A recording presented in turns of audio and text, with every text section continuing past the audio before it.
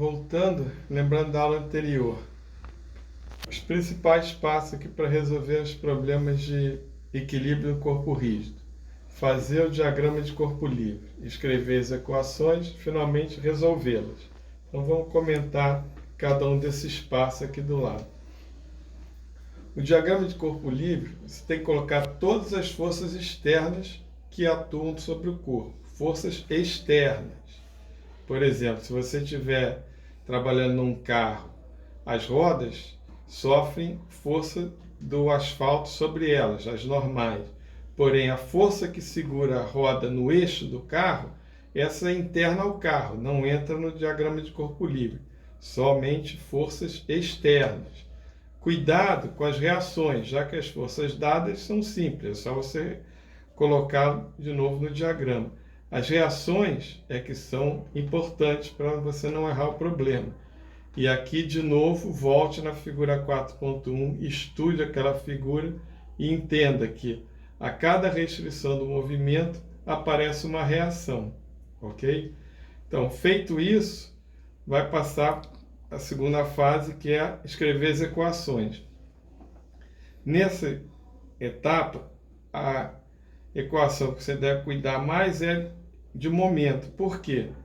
Você pode facilitar ou dificultar a solução do seu problema, dependendo de que, em relação a que ponto você faz o momento das forças.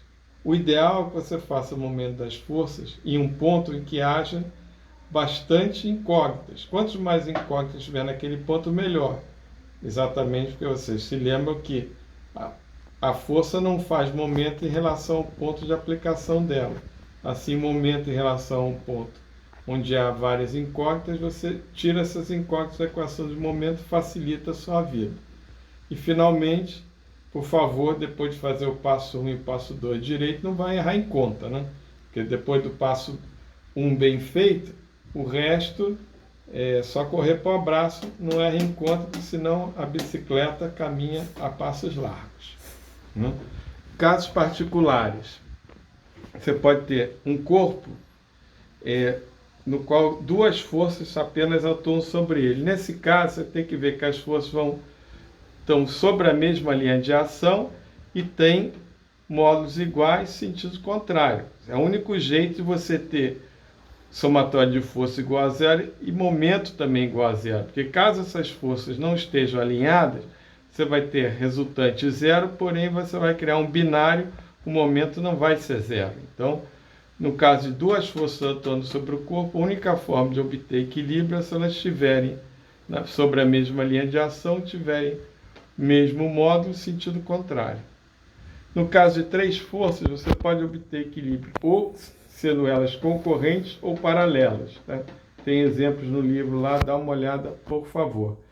E para fechar aqui, vamos estudar um pouquinho do exemplo 4.2, que está resolvido no livro. Eu só vou ressaltar as partes mais importantes. Está aqui a figura, que está lá no exemplo 4.2. Tem duas forças de 30 kN, tem uma força aqui que é dada de 75 kN, o peso dessa barra aproximadamente zero, não entra no problema. Você tem aqui o rolete em A e a articulação em B. Se você lembrar, o rolete, ele não restringe o movimento em X. Isso aqui pode rolar para lá e para cá. Esquece o B, olha só para o A. Porém, essa barra não pode descer, né? Porque está segura aqui. Então, aqui existe uma reação. Agora, esquece o A e olha para o B. O B tem uma articulação. Então, se você quiser movimentar em X, está preso pela articulação, tem uma restrição aqui, e tem em Y também uma restrição. Então, são duas incógnitas em B, uma incógnita em A, completando as três incógnitas que você tem direito. Porque lembre-se que, num problema 2D, você tem três equações, somatório de fx igual a zero, somatório de fy igual a zero, e no caso aqui, ele fez momento em relação a igual a zero, que talvez não seja a melhor opção, justamente porque em B tem duas incógnitas. Então, se você fizer momento em relação a B igual a zero, você mata essas duas incógnitas, fica só com a incógnita em A e as outras forças conhecidas, sai direto a reação em A, ok? Então, lembrando, o principal é você entender as reações. Dali para frente, a partir do diagrama de corpo livre, não tem como errar. Goiaba, tá? Então, estudai-vos. Até a próxima.